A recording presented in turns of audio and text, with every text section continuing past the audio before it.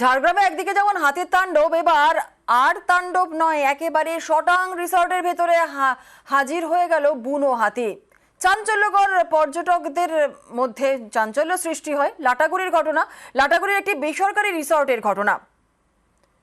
Rocky রয়েছে, আরো বিস্তারিত বলবে। রকি, যে ছবি আমরা দেখছি, এই রিসর্টের ভেতরে হাতি ঢুকে গেল কিভাবে? রিসর্টে সিকিউরিটি কি ছিল না, ঠিক কি জানা যাচ্ছে?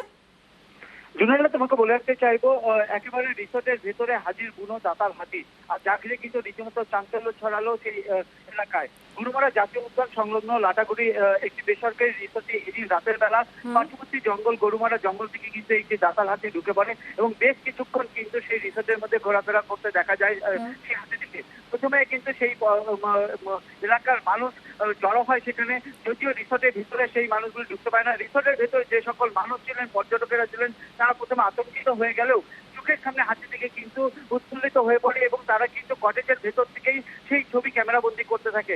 যদিও কিছুক্ষণ পর সেই হাতিটি নিজের রাজকীয় দলে কিন্তু জঙ্গলে ফিরে গেল। আতঙ্কের পরিবেশ সৃষ্টি হয়েছে রিসোর্টে থাকা মানুষের মধ্যে, কারণ এভাবে রিসোর্টের মধ্যে যদি হাতি ঢুকে যায়, যে কোনো সময় কিন্তু বড় ধরনের দুর্ঘটনা ঘটতে পারে। অর্থাৎ রকি, এই রিসর্টের ভেতরে হাতি রাজকীয়ভাবে হাঁটাচলা করেছে ঠিকই, অর্থাৎ কোন রকম তাণ্ডব চালায়নি, ক্ষয়ক্ষতি অর্থাৎ এই রিসর্টে কিছু হয়নি, তাই তো?